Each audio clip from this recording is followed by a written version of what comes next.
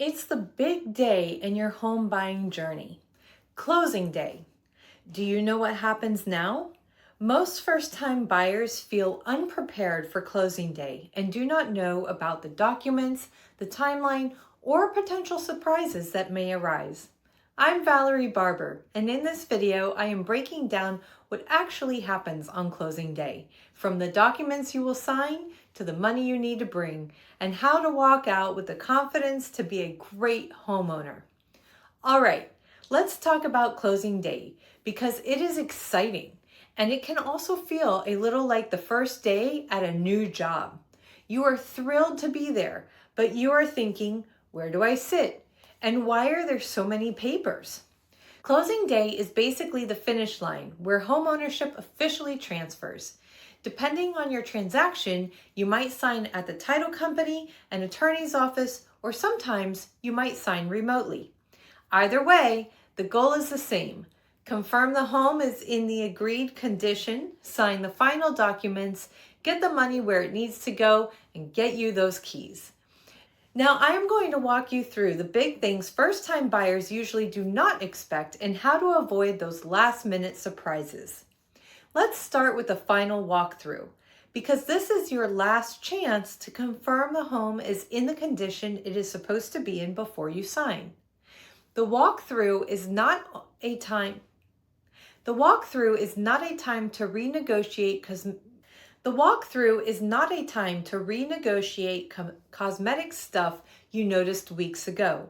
It is about making sure the home is basically the same as when you agreed to buy it, and that any agreed upon repairs were completed. Here are the common surprises. A repair was not done. The home is not fully cleared out. Something is broken that was not damaged before, or a system that worked during inspections is suddenly not working. I've had that happen. If something is not right, do not panic and do not feel pressured to just deal with it later. Tell me immediately. Depending on what it is, I can push for a fix before closing, a credit, an escrow holdback, or a delay if it is serious. Closing is a big moment, and you deserve to feel confident when you sign. Next up, closing costs.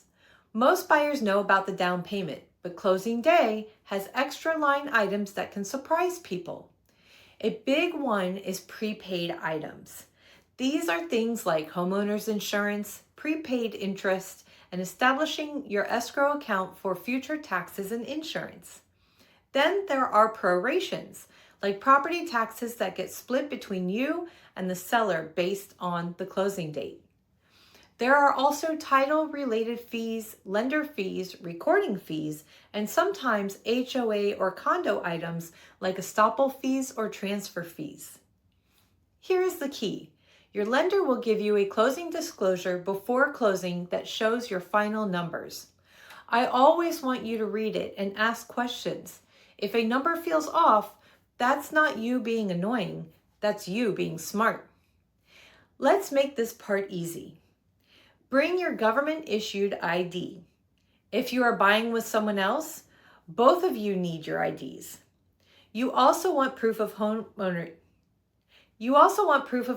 insurance, and if your lender already has it, great, but keep it handy anyway.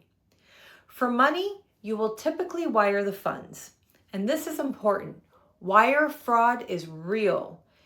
If you are wiring, you should always verify instructions by calling a trusted number you already have for the title company, not a number from an email. If anyone emails you updated wire instructions, that is a giant red flag until proven otherwise. A couple of smart extras: bring your phone charger and give yourself extra time in your schedule. Closing is not the day to book back-to-back appointments like you are on a game show. Let it breathe. Now let's talk about the stuff nobody posts on Instagram. Delays. Some delays are small and fixable, like a wire arriving late, the lender needing one final document, or a signature that needs to be corrected.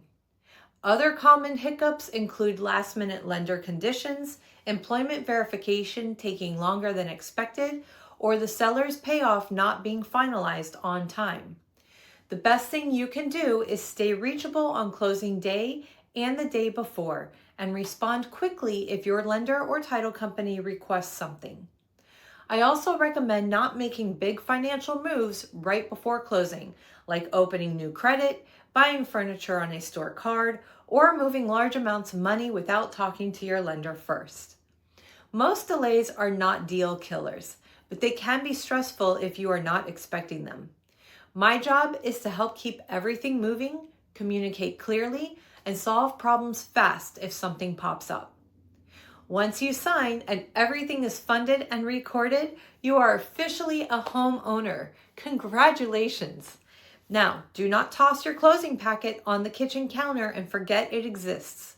Store your documents somewhere safe, both a physical folder and a digital copy if you can. You'll want to keep these until after you sell the house or transfer ownership to someone else. Then handle the practical stuff. Set up utilities if you have not already, change the locks, and update your mailing address.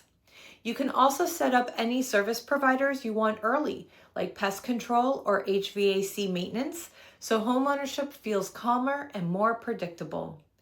And since I am in Florida, one more important step: homestead exemption. It can save you money on property taxes if the home is your primary residence. The deadline is typically March 1 in Florida, but I always recommend checking your county property appraiser's requirements so you do not miss it. Are you a first-time buyer preparing for closing day? Or have you been through it and had a surprise? Share your experience on your biggest question in the comments. I am here to help. Hi, thank you for watching my video. Please click the like and the subscribe button to my YouTube channel. And if you're ready to get the process started with home buying or home selling, then please give me a call today. Thank you. Bye.